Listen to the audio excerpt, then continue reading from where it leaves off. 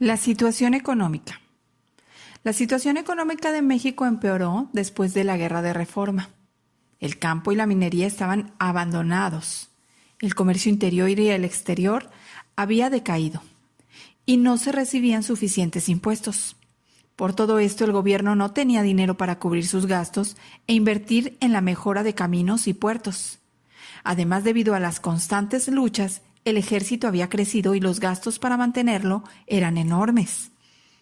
Así, una de las medidas que adoptaron los diferentes gobiernos desde la independencia fue recurrir a préstamos, que incrementaron la deuda externa del país debido a los intereses tan elevados.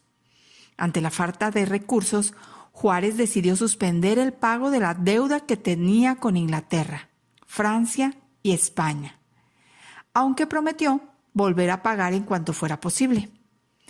En respuesta, estos países bloquearon los puertos del Golfo de México para afectar el intercambio comercial y exigir la liquidación de su deuda.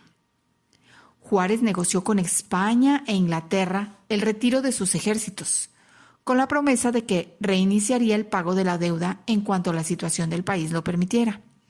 Sin embargo, Francia no aceptó e inició la intervención militar. El gobierno republicano y el Segundo Imperio. Los conservadores deseaban establecer una monarquía encabezada por un miembro de la realeza europea. Por esta razón, se sumaron a las tropas invasoras. El gobierno de Juárez intentó detener el avance de los invasores. En Puebla, el ejército liberal, encabezado por Ignacio Zaragoza, logró una importante victoria el 5 de mayo de 1862. Sin embargo, Puebla cayó al año siguiente tras un sitio a la ciudad por el ejército francés, que había sido reforzado con 30,000 soldados enviados por Napoleón III. En junio del mismo año, el ejército invasor llegó a la Ciudad de México. Esto obligó al gobierno liberal a reubicar su sede en diferentes estados del país, hasta situarse en Paso del Norte, hoy Ciudad Juárez, Chihuahua, desde donde continuó la guerra en defensa de la soberanía del país. Al mismo tiempo, los conservadores siguieron su proyecto de establecer una monarquía. Cuando los franceses tomaron la capital, convocaron a una asamblea en la que participaron los principales líderes conservadores, quienes proclamaron la creación del Imperio Mexicano y ofrecieron el trono a Maximiliano de Habsburgo, para lo cual enviaron una representación hasta el castillo de Miramar, en Trieste, ciudad que en ese entonces pertenecía al Imperio Austriaco y que actualmente forma parte de Italia. 2 años después de haberse iniciado la guerra contra la intervención francesa, el archiduque Maximiliano y su esposa, Carlota Amalia, princesa de Bélgica, llegaron al país para ocuparse del gobierno monárquico apoyado por los conservadores. Los liberales se negaron a reconocer esta autoridad. Aún así, el imperio logró imponerse en las zonas del país que dominaba el ejército francés.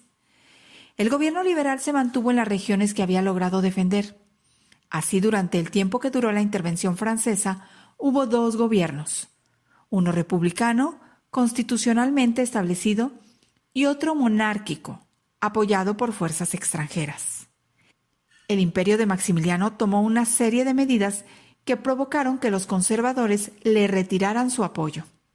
Por ejemplo, en vez de oponerse a las leyes de reforma, las ratificó.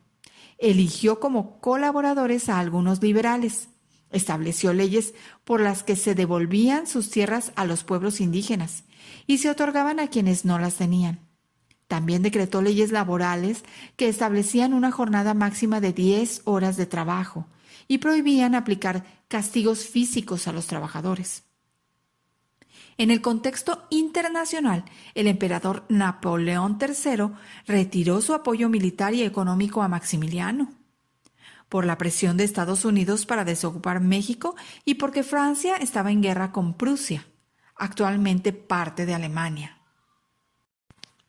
Al perder este apoyo militar, el imperio se debilitó y los liberales recuperaron los territorios que estaban en manos de los franceses. Ante el avance liberal, Maximiliano se refugió con sus tropas en Querétaro, donde libró su última batalla.